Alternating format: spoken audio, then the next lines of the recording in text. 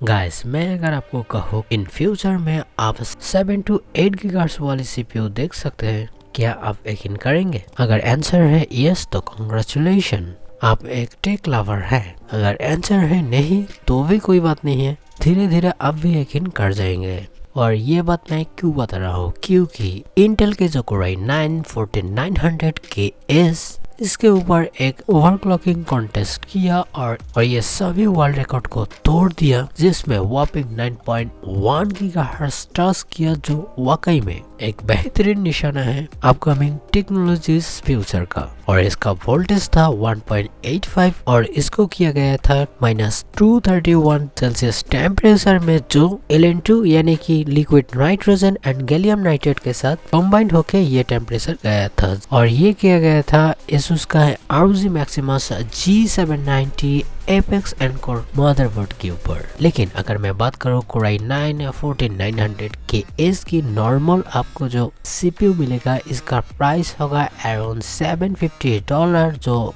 वाकई में very expensive लग रहा है। लेकिन इसका नॉर्मल बूस्ट के ऊपर बात करूँ तो ये जा सकते हैं 6.4 गीगाहर्ट्ज सिंगल कोर, और उसके साथ जो एक और कोर आएगा पावरफुल कोर, वो होगा 5.8 गीगाहर्ट्ज। अगर इसका 100 मेगाहर्ट्ज कम किया जाए तो ये भी 6.3 गीगाहर्ट्ज के साथ 5.9 गीगाहर्ट्ज के साथ इजीली कोई भी टास्क हैंडल किया जा सकता है, जो वाकई में वैल्यू फॉर मनी तो नहीं लग रहा है, लेकिन रिकॉर्ड और माइलस्टोन के लिए सही हो सकता। गाइस, अभी न्यूज आया इंटेल के जो Core i9 14900KS मॉडल था, ये ऑफिशियली लॉन्च हो चुका है, जिसका प्राइस अराउंड $700। लेकिन इंटेल सीपीयू मार्केट पे स्पेसिफिकली AMD के ऊपर एक अनवांटेड गेम खेल दिया, क्योंकि AMD के जो स्पेशल लाइसेंस था फिलहाल के लिए ये कैंसिल हो चुके हैं। और ये कितना बड़ा इम्पैक्ट है आपको मार्केट में ही पता चल जाएगा। अगर आप सोच रहे हो इंटेल और AMD के साथ क्या कनेक्शन है लाइसेंस के ऊपर, तो आपको बता रहा हूँ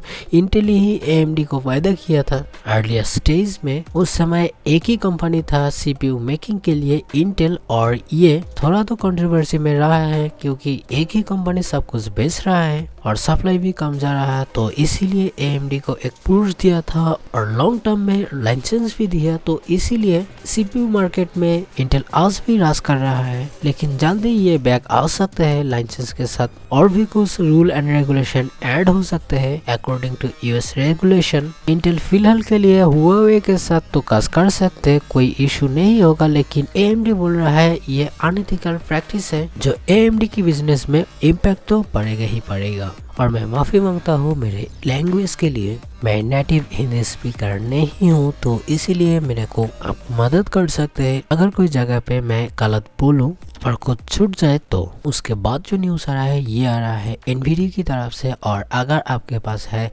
टूरिंग बेस्ड GTX 16 सीरीज और GTX सीरीज के जो भी कार्ड है, इसका प्रोडक्शन लाइनअप ऑफिशियली बंद किया है NVIDIA ने। हाँ, आपको सपोर्ट जरूर मिलेगा, लेकिन जो GPU मेकिंग प्रोडक्शन होगा वो कट किया है। और उसी के साथ एक और गुड न्यूज़ लेकर आए, अगर आपके पास GTX 16 सीरीज और RTX 20 सीरीज यानी कि आपके पास अगर ट्यूरिंग बेस्ड ग्राफिक्स कार्ड है, उसके ऊपर आप रिसाइजेबल बार फीचर ये आप इनेबल कर सकते हैं अगर आप न्यू UEFI BIOS फ्लैश कर सकते हो तो। और ये फीचर NVIDIA के RTX 30 क्लास और 40 क्लास के लिए ही, लेकिन ये फीचर आप एक मॉडर के थ्रू हासिल कर सकते हैं, आप UEFI मोड के थ्रू। और अगर आपको नहीं पता रिसाइजेबल बार क्या होता है, ये बेसिकली ग्राफिक्स कार्ड के लिए एक एक्सटेंडेड फीचर है, जिसमें ग्राफिक्स कार्ड आपके जो सिस्टम मेमोरी है, रैम है, उसके साथ डायरेक्टली कनेक्ट हो सकते हैं। और जिसका ग्राफिक्स कार्ड की VRAM शॉर्टेजेस है, थोड़ा कम है, इसके लिए भी आप इस फीचर को एनेबल कर सकते हैं आप,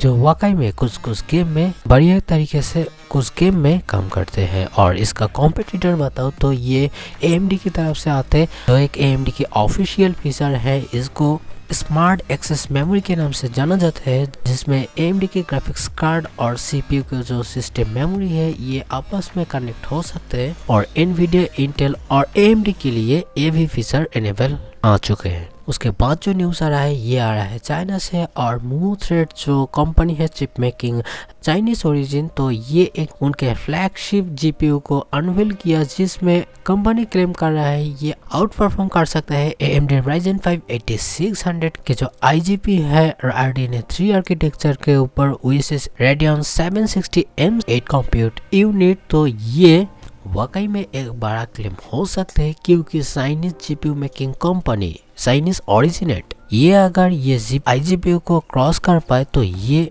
वाकई में एक थ्रेट की विषय हो सकते हैं। इसको हल्के में मत लेना। फिलहाल के लिए 3 ऐसा कंपनी है जो प्रॉपर ग्राफिक कार्ड बना सकते हैं, और मैं क्यों वार्न कर रहा हूँ, इसीलिए क्योंकि ग्राफिक कार्ड ये इकलौती ऐसा प्रोडक्ट है जो दुनिया में एक पावरफुल फुटप्रिंट छोड़ सकते हैं, क्योंकि ये आ रहा है चाइना से। अगर आपको बताऊं दुनिया में सबसे बड़ी और पावरफुल कंप्यूटिंग के ऊपर बात करो तो ये बेस्ड ऑन जीपीयू पावर, और आप जो देख रहे हो AI and another type of artificial intelligence and many more thing, ये भी संभव हो पा रहा है ये जीपीयू की वजह से। मैक्सिमम प्रोवाइड कर रहा है एनवीडिया, लेकिन ये फिलहाल के लिए 60% स्लोअर देन Radeon 760M से। लेकिन क्या बता फ्यूचर में ये मतलब चाइनीज जीपीयू मेकिंग कंपनी मोर थ्रेड्स इतना पावरफुल जीपीयू बना पाए। एंड आते हैं आप लास्ट न्यूज़ पे।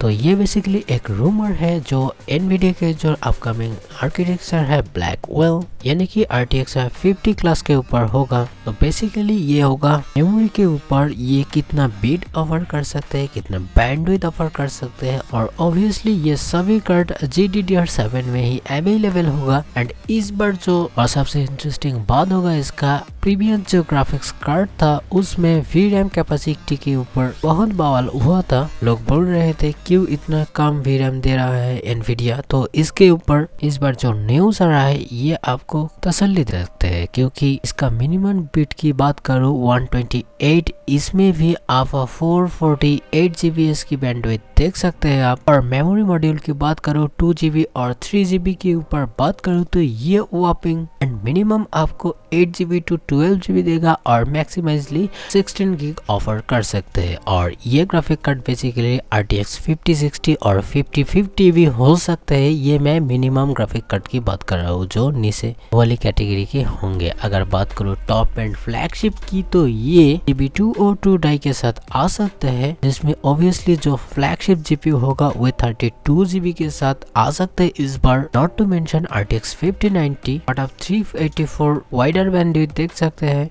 नॉर्मल 5090, 5080 एंड 265 होगा RTX 5070, 5070 Ti, और 192 होगा 5070, 5060 क्लास के ऊपर। And this time assuming GDDR7 28 Gbps speed के साथ आ सकते हैं। आप सोच रहे हो ये तो GDDR7 जो होगा ये 32 के ऊपर आएगा बेसलाइन पे, तो मैं तो कहता हूँ आने दो इस ग्राफिक्स कार्ड को, तभी एक्सप्लेन किया जाएगा क्यों 28 Gbps स्पीड के साथ आ सकते हैं। और ये मेरी बात नहीं है, हमारा सबसे accurate liquor for Nvidia site Copilot 7 कीमी, जिसका बात 99% एक्यूरेट होते हैं। आई होप ये वीडियो आपको पसंद आया। अगर आया तो लाइक कीजिए, कुछ बोलना है तो कमेंट सेक्शन आपका। अगर आप अभी तक सब्सक्राइब नहीं किए तो प्लीज कर देना, क्योंकि सामने मैं और भी इंटरेस्टिंग कंटेंट आपके लिए लेकर आऊंगा। देखने के लिए धन्यवाद and once again thanks for watching.